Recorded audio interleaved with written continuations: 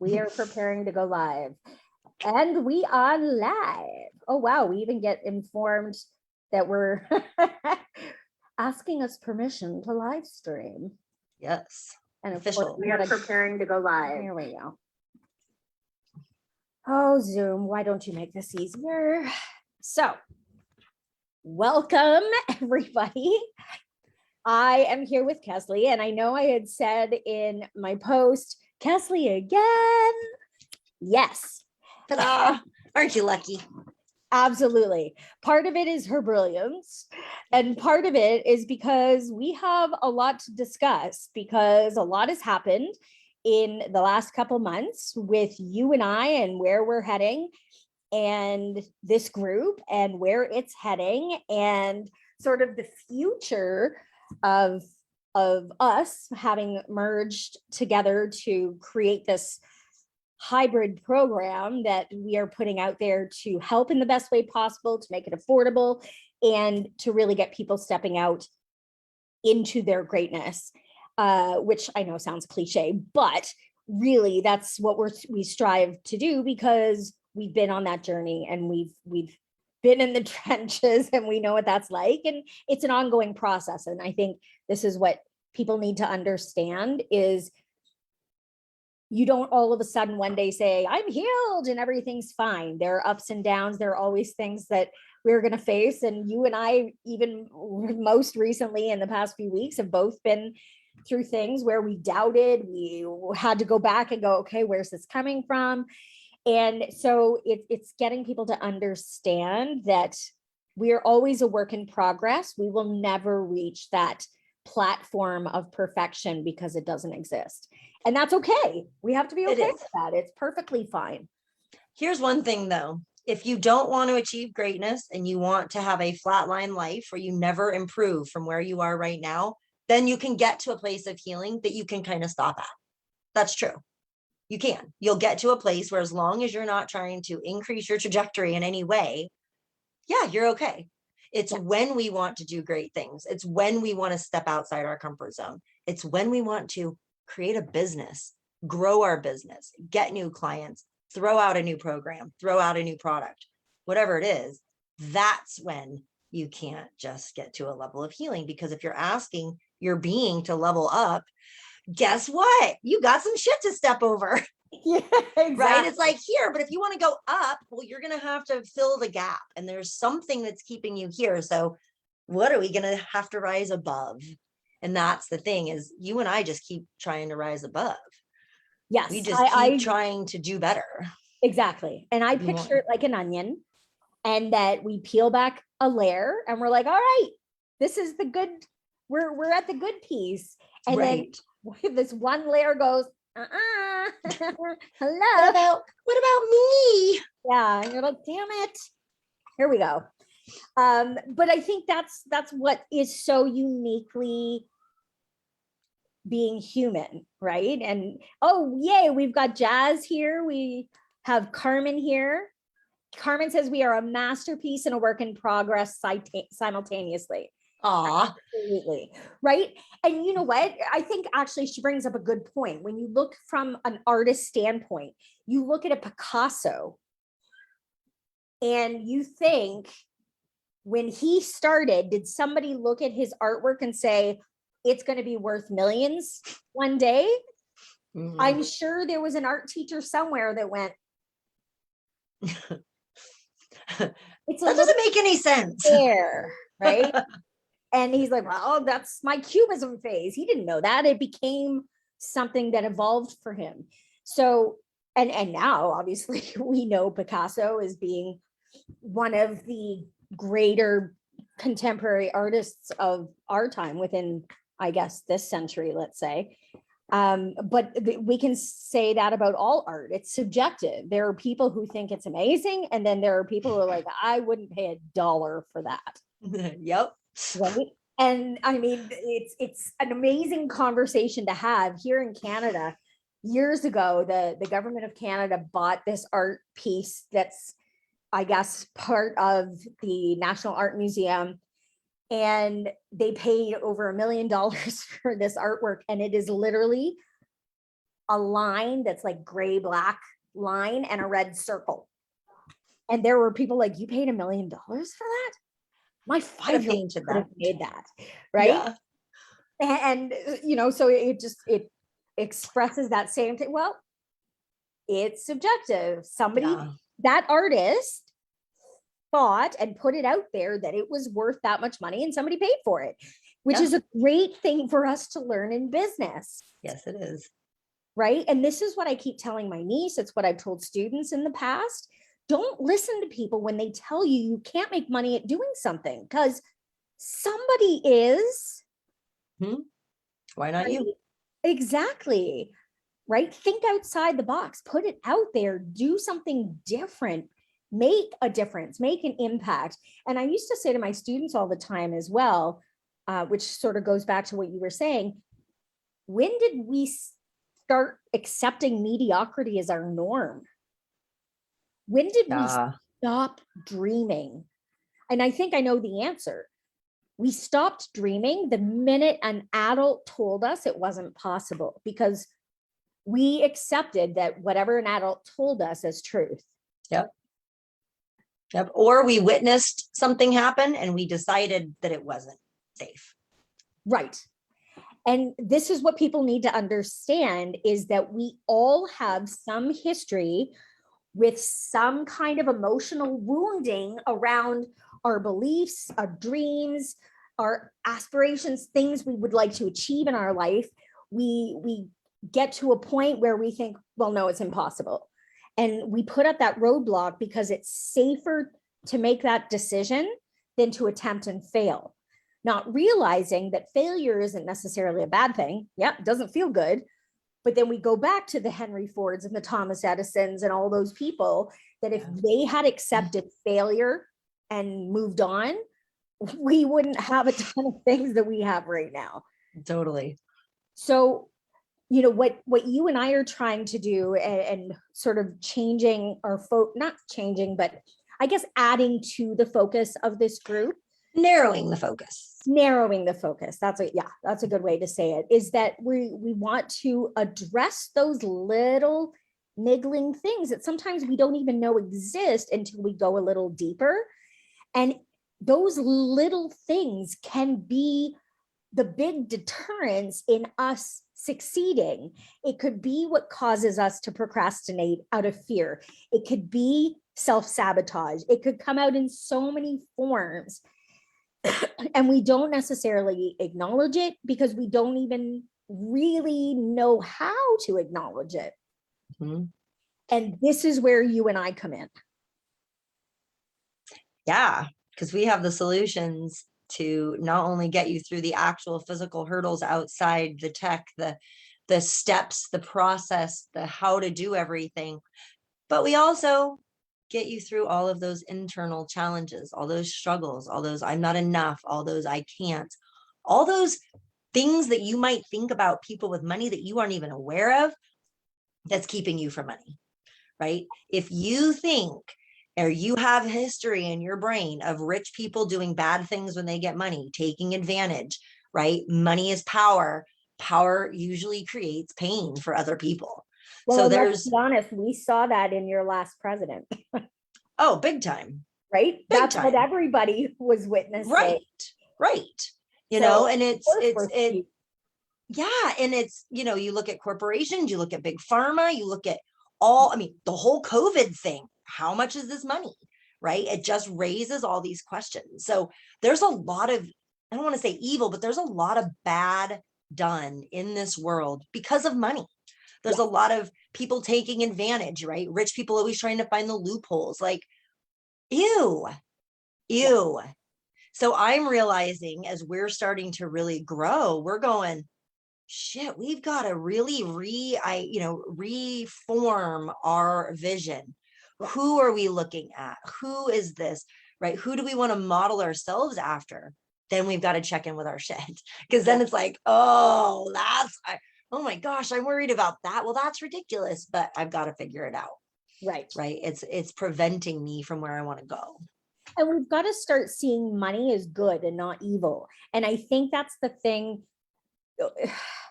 it's been implanted in us at such an early age, and it doesn't matter who did it. There are so many people that believe it because we keep seeing it. And what we need to start building is a society who believes in abundance, and that there is enough, there is a way for us to spread the wealth in a healthy way versus this greed of, well, I've got to have it and I've got to have it all. Because we've seen that ugly side. Yeah. But it doesn't mean it's the only side. Right. You know, there are a lot of people with a lot of money who do amazing things in the world. They just don't want to be public about it. That's the big thing, is so many of those humanitarians that are doing good with their money are so hush hush. They're so humble. They don't want you to know they're helping. And that sucks, because what it doesn't do is give us a good role model. I want to see those people. Here's one, Tom Holland.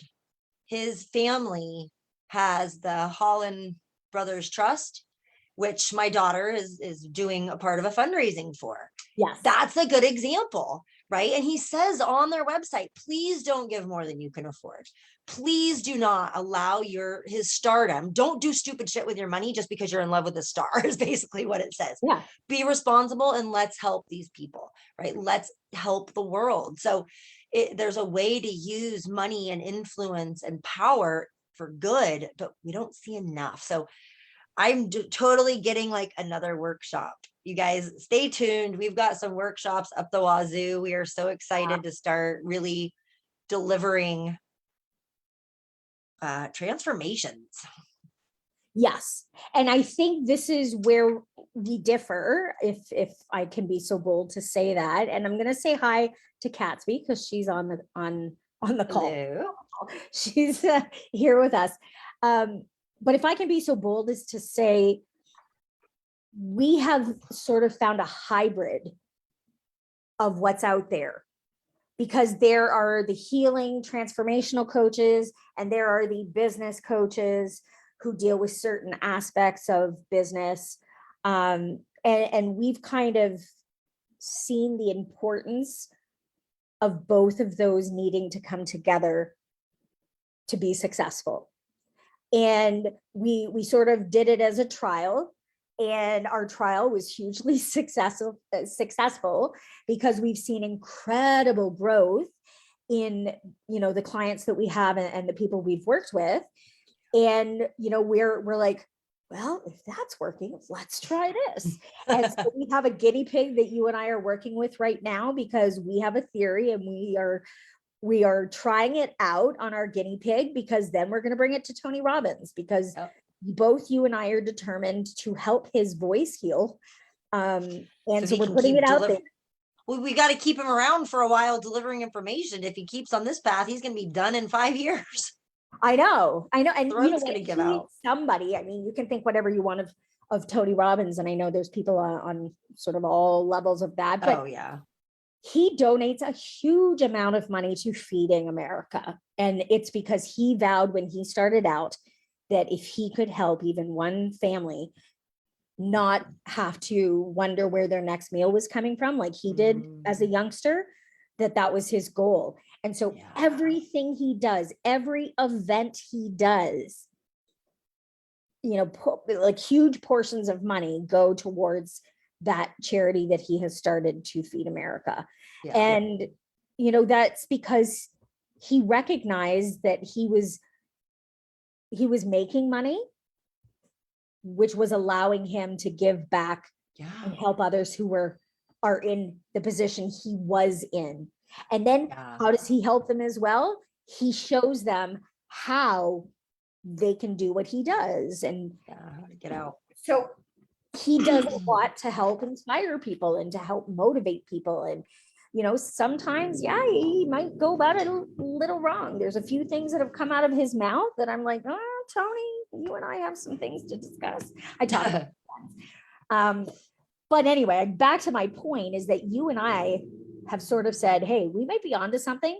Let's try this out and see if our theory is right. And so far it's working in so many areas. And so we're excited to sort of see how that develops and how we can incorporate it. But you and I have created this hybrid program that is addressing not just the ability for people to be successful in business, but we're addressing their ability to be successful in life.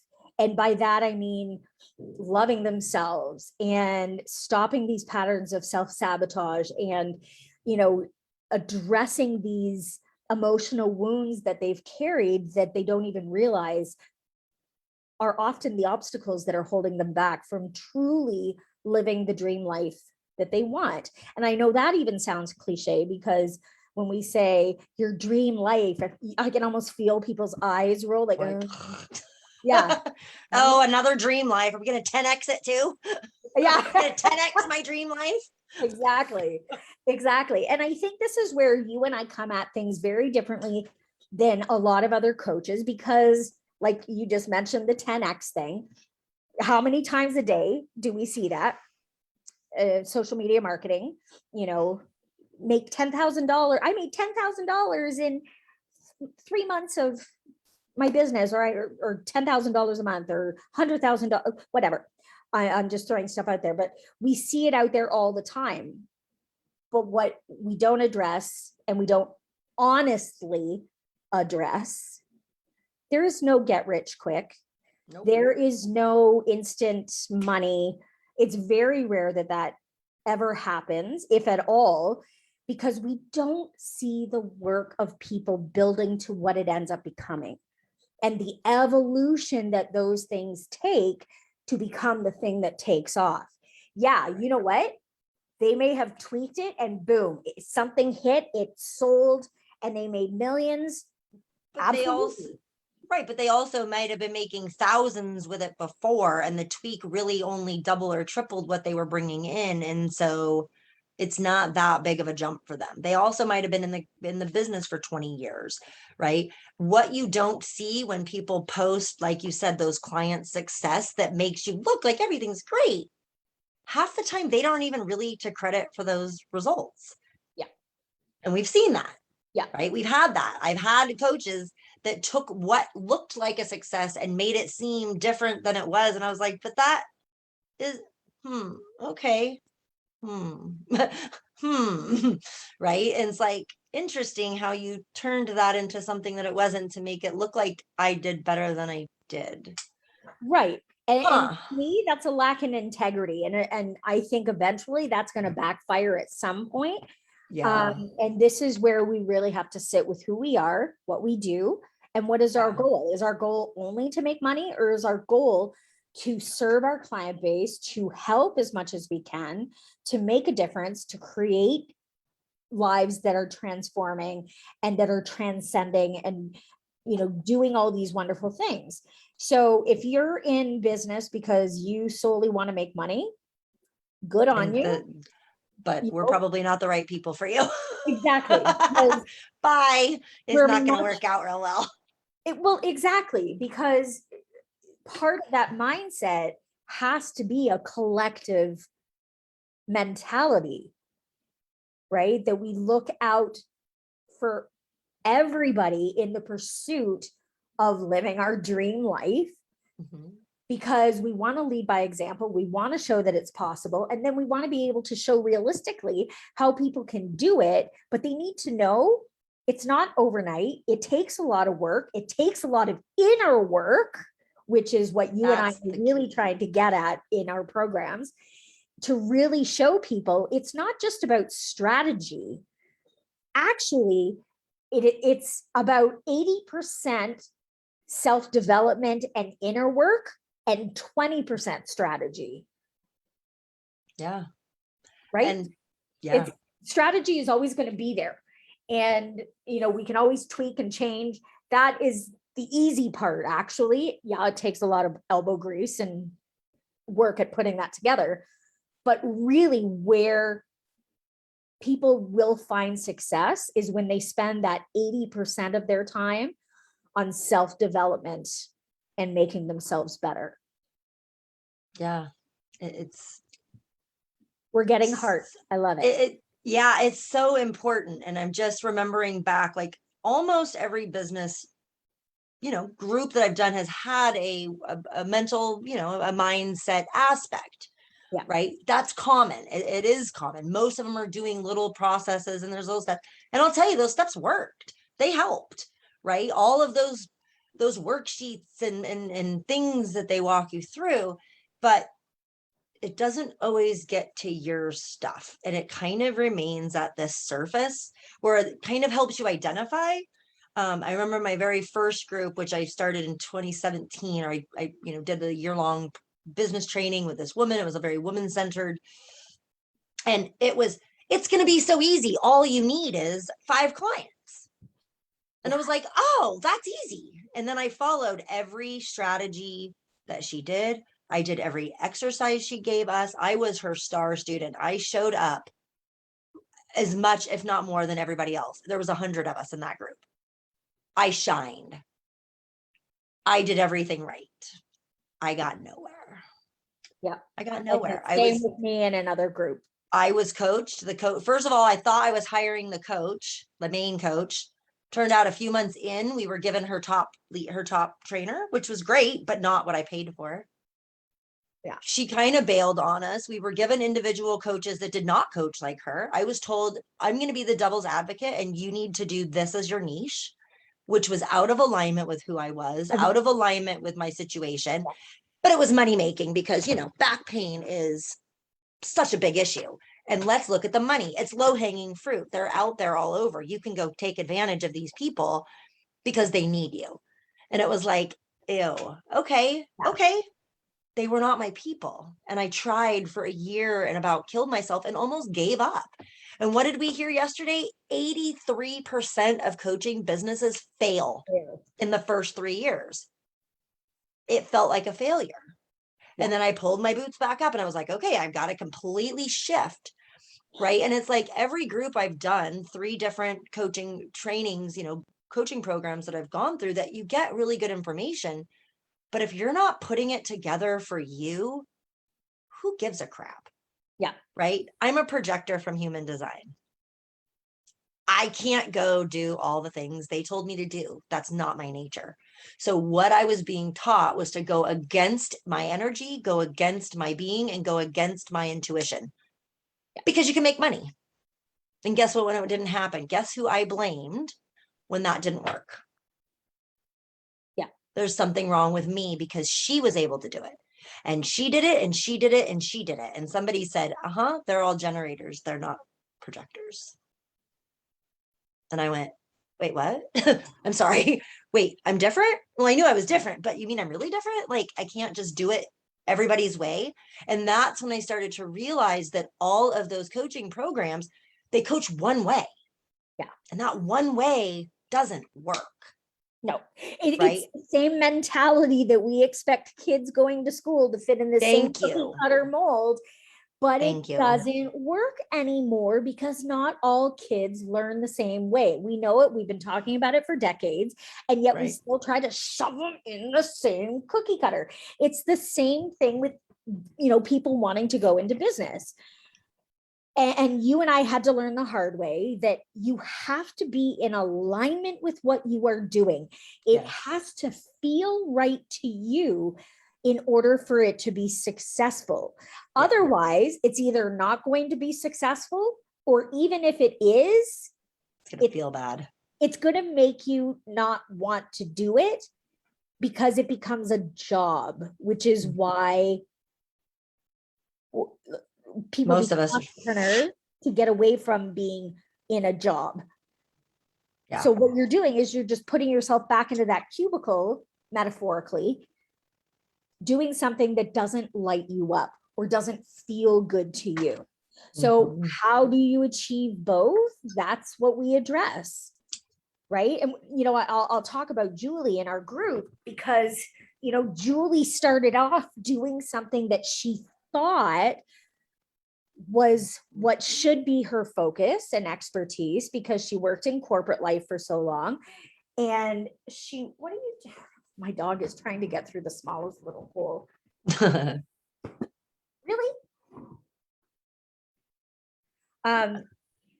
So she was focused on helping corporate moms take back their life, find some sort of life balance stuff, but it just wasn't lighting her up. And she booked a session with me. We had a discussion, and she talked about her homeschooling that she does with her kids, and the excitement just in that conversation. It was a totally different her. Yeah. And then it was later, she messaged me. She's like, what would you think if I switched to this? I'm like, oh my God, yes. Yes. And then she's like, I've got resources and I've got all this. I'm like, yes. Yeah. Oh, if that's not the universe telling you something, especially because it excited her. She was no longer that corporate person and didn't want to be part of that world. She just thought that's what she had to do because that was her expertise. Not even realizing that her making the changes in her life to be the different person that she was, which was to homeschool her children. And that has become her passion. And now to hear her talk is totally different. Because she excites you when she speaks. Yes. And she's speaking from her soul. Exactly. Her eyes sparkle. She gets excited at the possibility, at who she's now talking to and attracting in conversations and people reaching out to her, right? Because her messaging changes as well. And so this is something that you and I talk a lot about in our program and in what we do, is about finding those things that feel in alignment with you, that make you excited about getting up in the morning, about getting started, right? Yeah, there's always going to be things that make you want to bang your head against a wall. Like every time you and I have had to do a sales page, we've spent like copious amounts of hours. And as much as I love spending time with you, it is not my favorite. Doing that. But when it's done, we're like, yeah.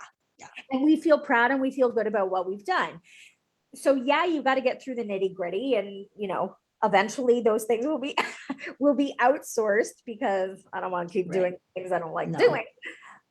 But we're excited about the potential of what this partnership is starting to evolve into. And we're getting our footing and we're starting to sort of see where that is ourselves, which brings us to why we're doing this hot seat today. Because we are evolving even this group, which I named a long time ago, Producing Influential Leaders of Tomorrow, because it really was, and I think always will be, about creating those people who want to go out and make change. Yeah. Right? Those people who want to go out and be transformative and be those leaders out in the world who are changing the world for good. So that will always be our focus. But another thing that you and I have discovered is that we are all about being authentic, because that's something, when you're not in alignment with what you're doing and you're not working in integrity, authenticity goes out the window. You can't fake it. That's why it's called authentic. You can't fake authenticity. Nope. And so when we sort of named our program the Authentic Entrepreneurs Club, is because the idea of club is we wanted to create a community, and we have an awesome community of ladies right now that are in there, and as I've always said, as a teacher, learn just as much from them as I think they're learning from us.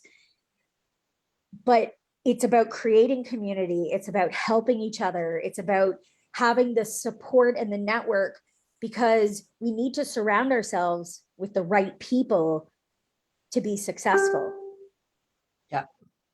And that can be a really hard lesson, right? There's a lot of people we have that we love who may not be supportive, encouraging, and all those things that we need. So we need to find that group of people that is going to be that for us. And that's what you and I are trying to create. And so with that in mind, the shift that's happening in this group, it's not a bad thing. It's that we're being more, I guess, mindful as to the messaging that we're putting out and congruency, and that it's all going back to that seed, that foundation of the authentic entrepreneur. Yeah. And that's really the message we want to convey out in the world, is that everybody can be that authentic entrepreneur and can make money doing it. Yeah, it's like make a living, living your life purpose, because it's the thing that I remember when I had hit a real wall. Like one of my colleagues we had put on a summit. We spent 9 months putting on this summit. We followed most of the rules of it. It was fairly successful. It was not financially successful in any way, shape, or form. We got a ton of great information out. 20 speakers. It was a phenomenal experience, but it really brought me to the point where I realized pain was not my niche. There was nothing to do with physical body. Anything was not going to work for me. And I wanted to give up. I thought, well, if this thing that I have overcome, because pain was a huge part of what I overcame. I used to be a chronic pain patient who had a disability card, and I don't have that anymore. So I had these great stories. And so sometimes they'll encourage you to pick your most painful, and then you've overcome that and share. But that's not what's right for me. And that's not in alignment with the clients. So it was really after that I was kind of like, you know what, I kind of just might want to give up, right? Like, all this is doing is taking time away from my family. It's making me feel like a bad mom and a bad wife because I can't show up in those roles. What am I doing? I should just give up. And it was the day that when I thought about that and I cried, and the alternative, and I can feel the emotion coming, that was not an option. Yeah. I was like, but if I just give up, then it's going to be easy. And everything in me was like, what?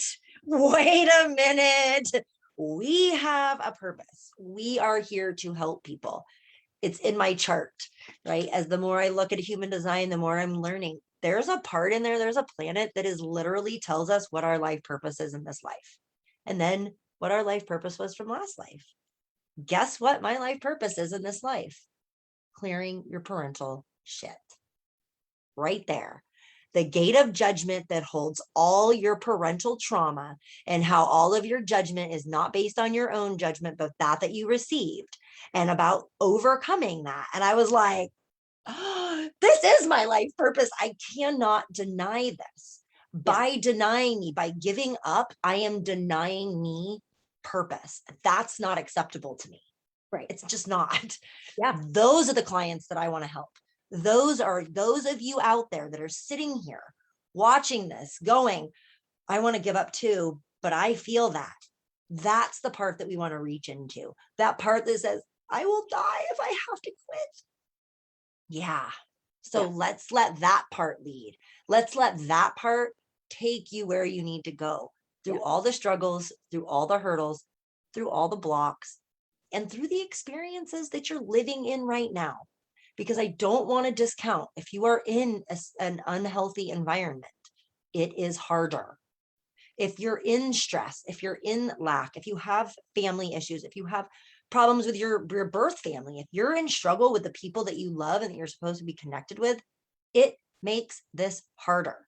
Yeah. If you don't have a supportive spouse, or a spouse who says they're supportive, but is really scared to shit that you're going to leave if you get successful, right?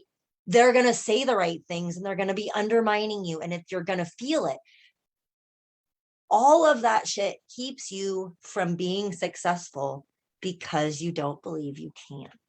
The more you get through that, the more you come out the other side. Then you need Diva for all of the fucking details. How do I do this? What do I post? Where do I post? When do I post? What do I do after people are liking my posts? Oh my God, I have somebody who wants to work with me. Now what? Yeah. How do I set them up? How do I retain their information? How do I keep their information safe? How do I communicate with them? How do we make sure the communication stays? How do we follow up with them? How do we nurture those relationships? how do you then go there? So it's like there's so many levels, and that's just so you guys know, I have a couple of business coaches that have hired me just to get their clients through their trauma, because they show up and they have identified that people are not being successful in their program because there's something in the way.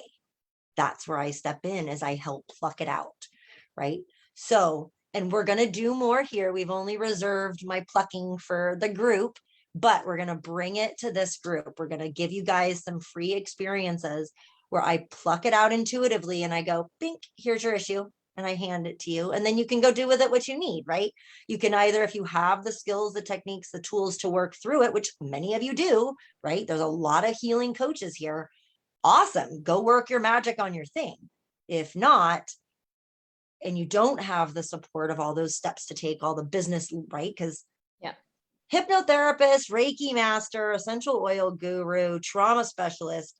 I didn't go to business school. I didn't go to marketing school. I'm not a VA, right? So I've had to learn, just like you, just like most of us. So we take our genius. We're like, here I am. I know how to help people. And now you've got to do all of the tech. And you got to know how to do it. And you got to figure it out. And you got to piece it together. And now your life purpose isn't feeling so fun, especially if there's a part of you in the back of your head going, you can't really do this anyway. Yes. And that voice comes when you least need it to. And you're like, shut up. I was actually I'm reading Lucky Bitch again, because we're doing a book club in our group by Denise Duffield Thomas. And she talks about how that nagging voice comes back at her. And she keeps saying, fuck off, right? Because we all have to deal with that side of us. And if you've ever seen that Disney is it Inside Out? Inside Out, yeah.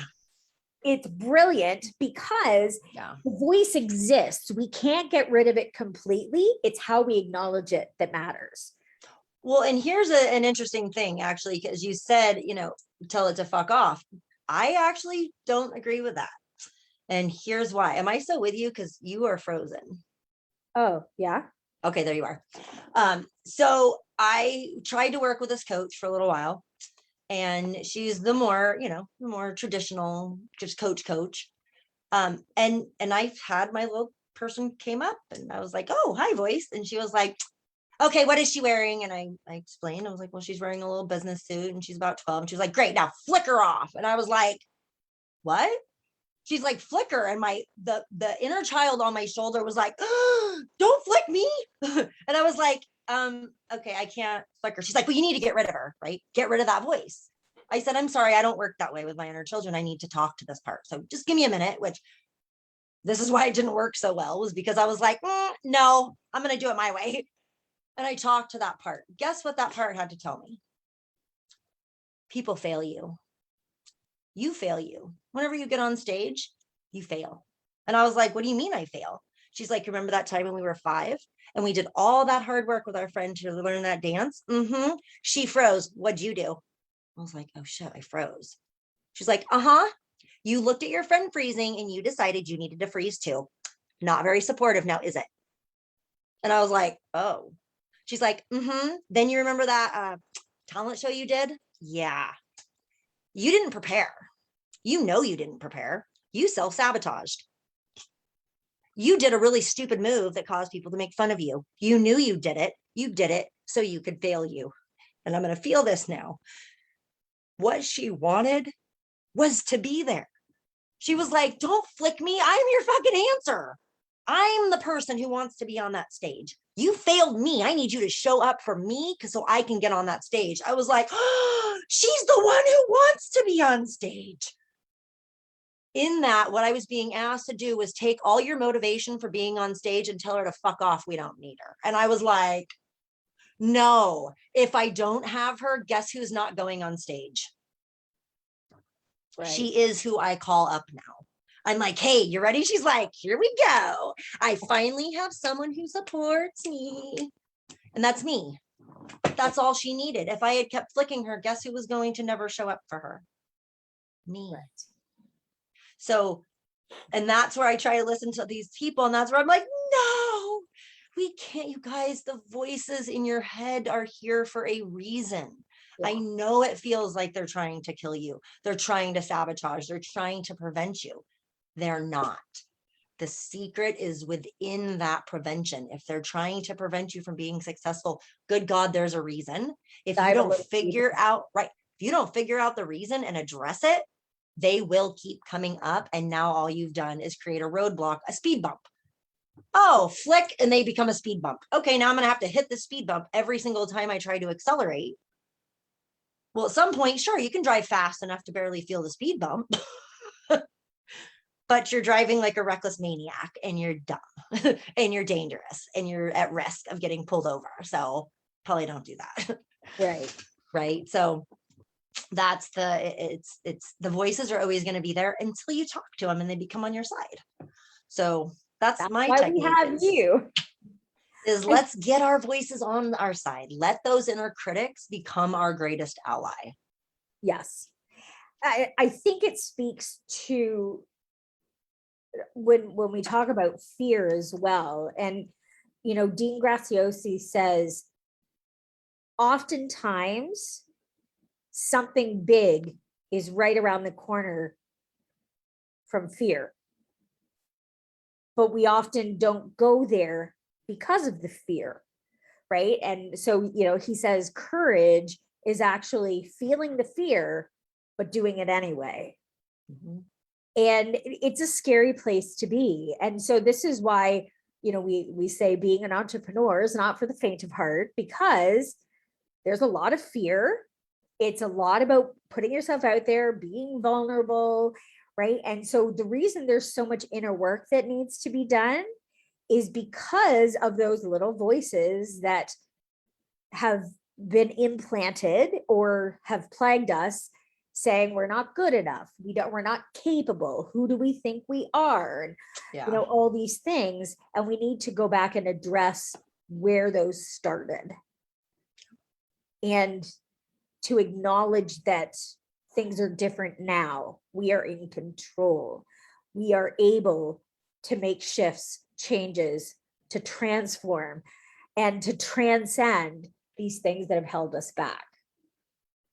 So, and that being said too, we understand what, living in fear and living with anxiety is like. And, it sort of comes in full circle. At first, it felt disjointed from what we were doing. Now it's starting to make sense to me, is our book. Yeah. And for those who don't know, our book is coming out very soon, called The 8 Holistic Ways to Reduce Anxiety Instantly. To instantly reduce anxiety. One of those. Big long title. But the concept. And hold on, it's a big long title for any of you that are out there that are considering a book because of keywords in Amazon search. It is not going to be sitting on the shelf at a bookstore catching the eye. It is going to be catching keyword searches on Amazon and Audible. We learned that in a workshop. But also the title says exactly what's in the book. And we started out that project thinking, hey, we've got all this information. I've done this and I've got that, and this is already written. I'll just have to tweak it. And, we were like, yeah, we'll put this together. And we're like, this is going to be so easy. It's been anything but easy. Life lesson. But it's also been good. Been great. And now we have this experience to share with all you lucky folks. Exactly. So the process of it, again, it felt disjointed in that we were doing this because we really wanted to help people dealing with anxiety, especially coming out of this pandemic. There's a lot of people newly diagnosed with anxiety, or at least addressing it in some way. And we wanted to be able to offer something that people could use almost as a manual, where they start feeling these feelings, grab the book, open it up, whatever page you open it to, something in there is going to help you in that moment. And that's really what our goal was in doing this. And now the more work that you and I have done together and seeing that there's way more emotional wounding in people than I think even they realize, that holds them back from what they are able to do successfully in their business, then we're sort of going, oh, now it's all kind of making sense for us. And we've got many other book ideas on the way to follow along that path of 8 holistic ways, from our own experiences and us wanting to help heal the world, so to speak. So, it shows you need to be open to the possibilities, because we jumped on the idea because it sounded really good. We had all this material. We thought it was going to be easy. It wasn't easy. There was a lot of work involved, many hours spent writing, rewriting, putting things together. But the end result, great book. It's a really great book. And we've had people test it out, and it has worked for them. They were really excited about the 8 things that we talk about that can really help people instantly. Right. Which is really 13, but the 13 number is one of those numbers that can be, it's got the 13, the lucky 13 added on, the superstition. It's a potential superstitious number. So we crammed it into 8. Yes. Subsections. Exactly. Well, and some are similar, so people can choose what version works best for them. Or maybe they all do, they just pull them out at different times. But these are things that you and I have used throughout the years to get us through the deepest depths of complex PTSD, at a time when we didn't think that living a normal life was even possible. And so being able to offer these up for people is huge, because unfortunately society isn't set up to deal with mental health in the way that it should. No. And so even some of the things that I learned in a trauma program took 2.5 years for me to get into the trauma program, because there's such a huge waiting list. Oh man. Yeah. Like that's sad. It's crazy. Unfortunately, insurance companies aren't in sync with the reality of the world. They're like, well, get into a program. Right. And doctors are like, oh, gee, if only I had thought of that. She is on a waiting list, right? Like there's just this huge disconnect, and they think it should be mind over matter. Like, well, just get over it. Oh, if only I had thought about that. Right. Don't think about it. Right. Yeah, okay. Yeah. Dissociate, what I'm trying to avoid doing. Right. There's so many people that misunderstand or don't understand the full gamut of what mental illness can look like, and that we need to start treating it as something that needs to be addressed like we do our physical health. Yeah, and talk about it. Linked to the brain, which is the physical aspect of what's not working. Right. Yeah, they tell you rest, exercise, eat right, drink lots of water, right? But if you have trauma stuff, eating is probably being affected. Your sleep is probably being affected.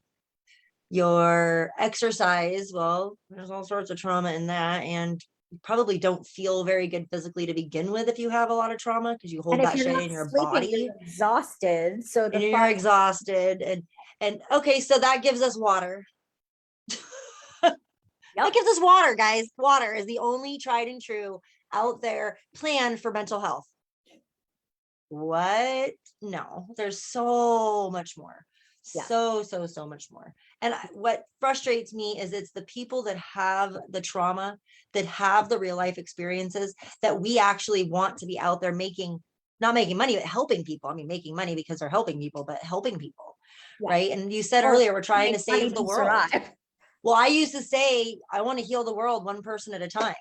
Yeah. It's going to take a while. But guess what? I've realized through working with some of these entrepreneurs these guys are going to take that. So now I get to help them, and they go help the hundreds of thousands of people they're going to help. And now I'm like, wait a minute, we could actually heal the world. Yes. It's There used to be possible. a Pantene commercial. I don't know if you guys had it down in the States, where it was, I think it was Pantene, where, people were all excited about this shampoo. And I tell two people, and then they tell two people, and so on, and so on, and so on. Right. Right? So that then all of a sudden, all of these people are using the shampoo. Mhm. That's kind of essentially the goal here, is that when we can help entrepreneurs do all the things that they need to find success, not just in business, but in life, and to feel good about what they are doing in alignment with what they are doing, and feel that they are living their purpose and they are lit up to get up every day and make that difference, then they are going to start leading by example, putting that out there. They are going to start having the same success in their business and what they're doing. And they're going to start generating those people that are going to leave them to do the same thing. So to heal the world, it does have to start one person at a time. Yeah. And so, ultimately that is our goal. And we do it in a way that we are saying, you shouldn't have to break the bank to do it either. And being, from a trauma background and having been in that place, we know that oftentimes there isn't the money for big ticket coaching items. And it's not to say that they're not valuable and not worthy. If people want to go that route and charge high ticket prices, absolutely. And if you can afford them, yes, great.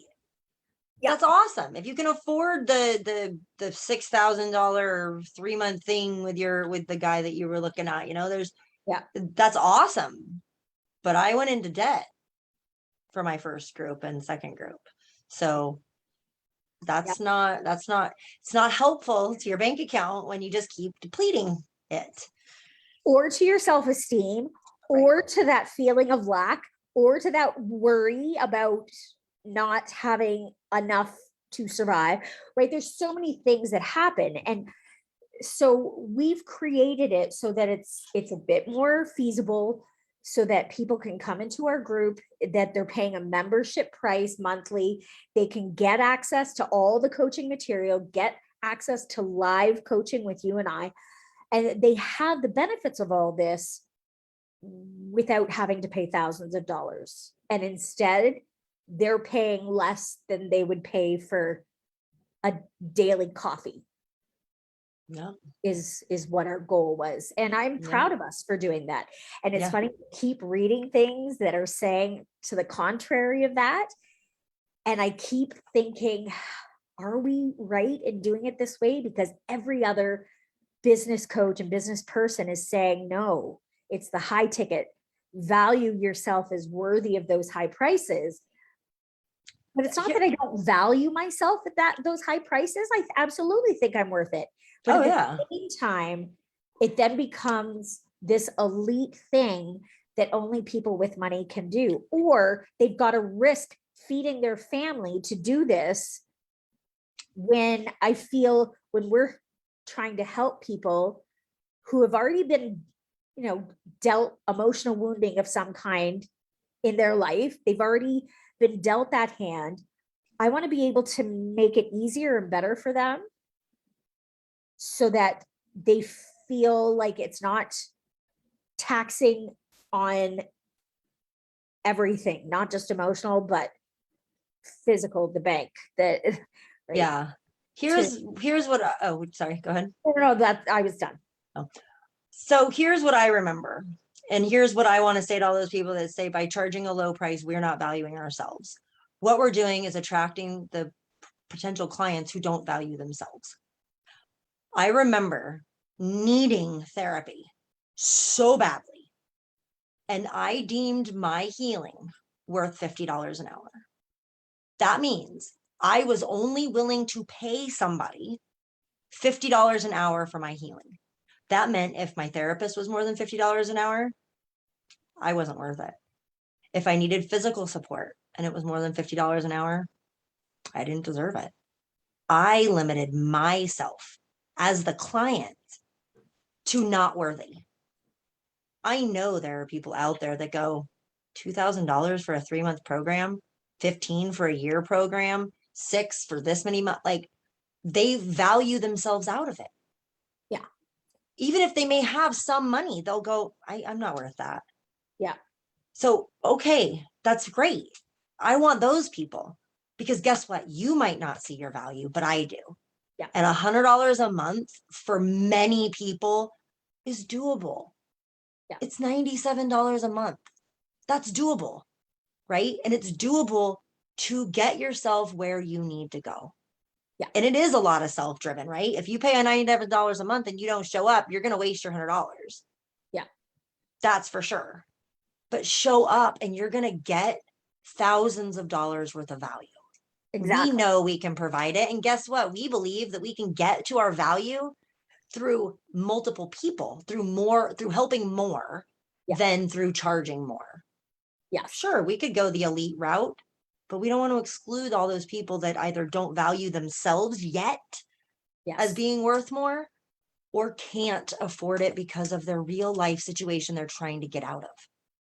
You know, I had a client, she made $10 an hour as a teacher assistant in Texas. Oh my God. $10 an hour. She needed me. I decreased my price till she could afford it.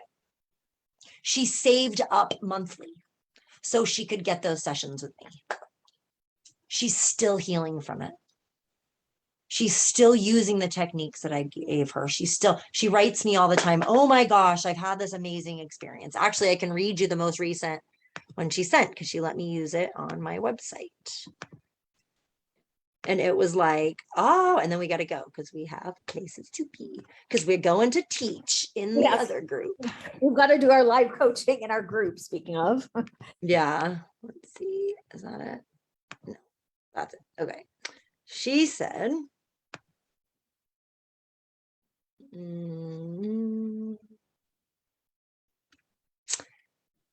I've been working so very hard this summer, both physically and psychologically. The journey has been worth it, though. I'm down another size and a half physically, and I'm discovering so much otherwise.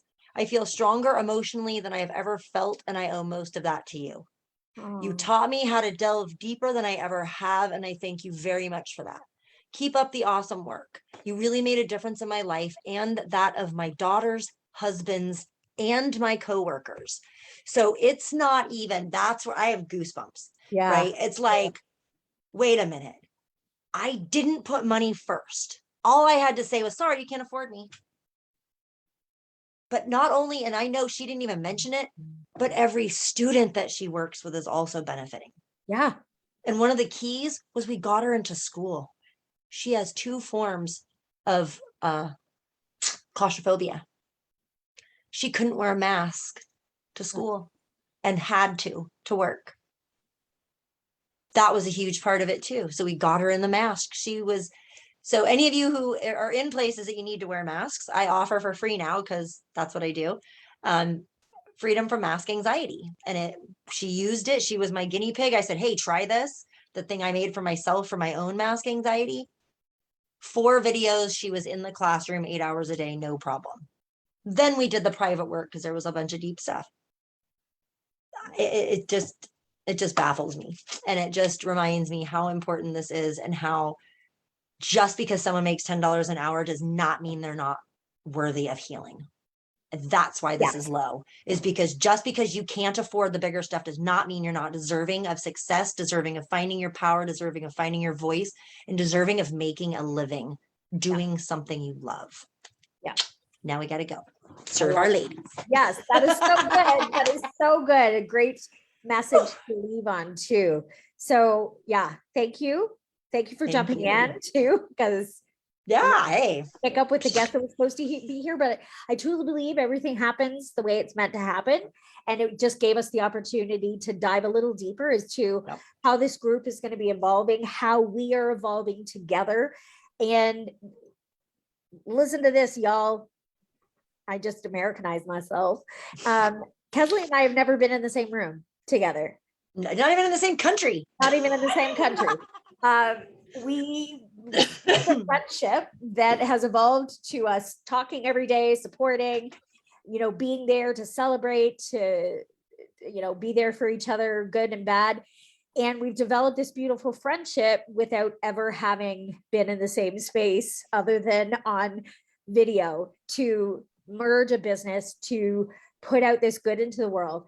So as negative as this pandemic has been, we need to think of the amazing positive things that have come from it as well. And so I value you and I thank you, and I'm grateful to have you in my life every day. So thank you. I value you as well. You've brought different kind of understanding about things, and I get to default to you. Throw human design back in there. She's got a channel that overrides me, and it is the most beautiful feeling when I'm around you, to know that that part of me can just, I'm being held. Oh, look, she's holding me and she doesn't even know it. Her energy holds me and it's just so beautiful. So that's awesome. I value it. Yeah. Yeah. And I'm excited. We really, we really kind of bring it all. And I'm excited to bring value to those that don't know that they're worth it. Yes. And we've seen it already in the works, which I think has been the most exciting thing for you and I, which is kind of how we developed hey, wait a minute.